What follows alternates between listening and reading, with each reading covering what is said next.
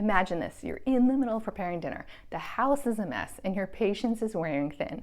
Suddenly, you overhear your children arguing in the next room because one took the other's toy without asking.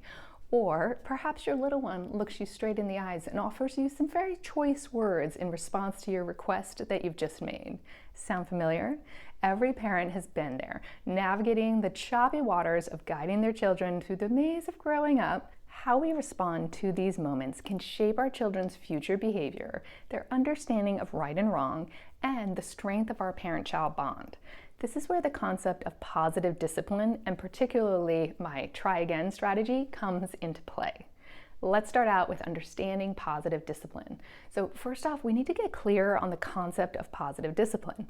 Positive discipline is a philosophy that focuses on teaching good behavior through encouragement, understanding, and respect. Unlike traditional punishment-based discipline, which often leads to resentment and fear and more misbehavior, positive discipline aims to build a stronger foundation for the parent-child relationship.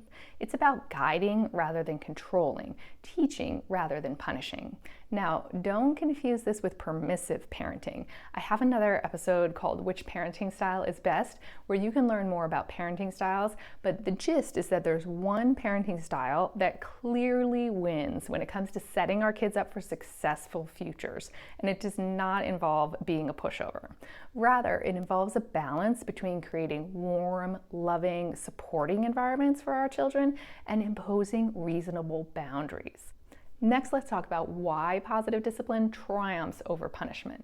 The superiority of positive discipline lies in its long-term effectiveness.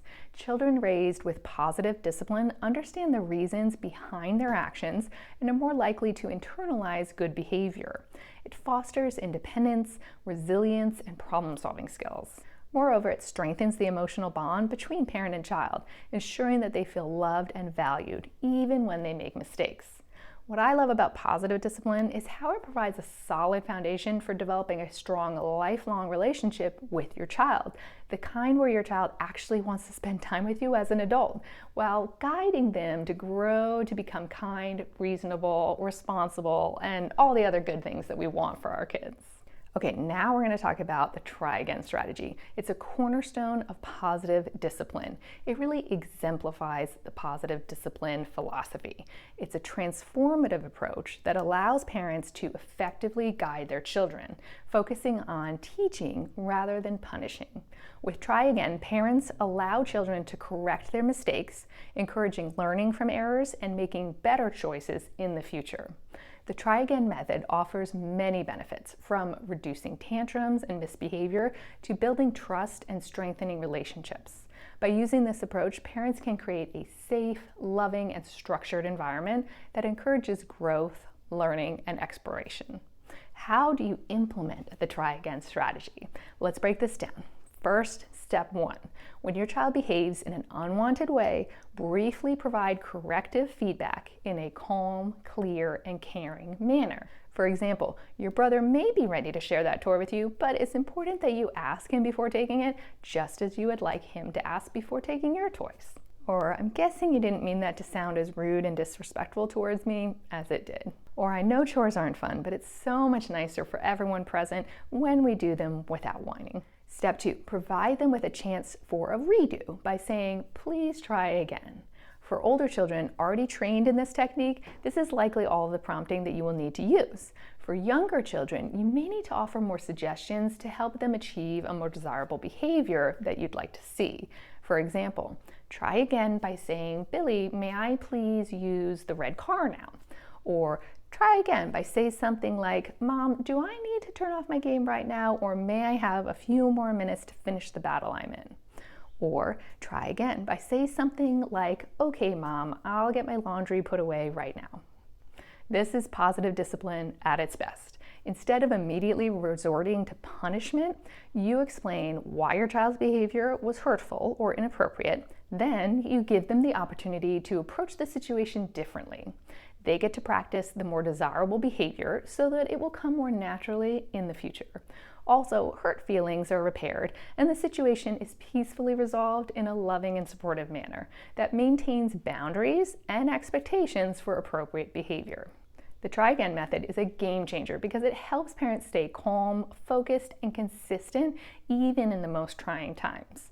By using this method, parents can create a sense of safety and security for their children, allowing them to feel comfortable taking risks and making mistakes. Notice that saying, "I'm sorry," isn't necessary in this approach. Your child may toss that phrase into step 2, but it's not needed and can detract from the vital message that people make mistakes, and that's okay. But it's important that we learn from them and try to do better the next time. Let's touch on some secrets to success. The effectiveness of the try again strategy hinges on consistency and patience. It's crucial to apply this approach regularly and to remain calm and empathetic during the process. Doing so teaches children that mistakes are an opportunity for learning, not fear. It may take time, but the rewards, seeing your child develop into a respectful, thoughtful individual, are immeasurable. Now let's move beyond try it again to master positive discipline. You may be wondering what happens in situations where your child refuses to try again. In most situations, this method will work, as kids often know intuitively that their behavior was inappropriate, or immediately regret the unkind words that came out of their mouths. However, there absolutely will be times when your child refuses your offer for a redo. And frankly, this is where I think most positive discipline educators fall short. They don't provide you with the tools needed to enforce reasonable boundaries. It's one thing to say that you should set limits and stick to them. It's another thing to walk you step by step through how to enforce boundaries with your children effectively. If you're interested in diving deeper into the world of positive discipline and unlocking the secrets to getting your kids to listen and respect your words, I'm excited to announce an upcoming free workshop. This event will go beyond the basics, exploring advanced strategies for when children refuse to use the try again approach, and much more. It's an opportunity not to be missed for anyone committed to fostering a loving, respectful, and effective parenting approach. You can register right now at www.drlindsayemmerson.com/respect. I'll pop that link down in the description below.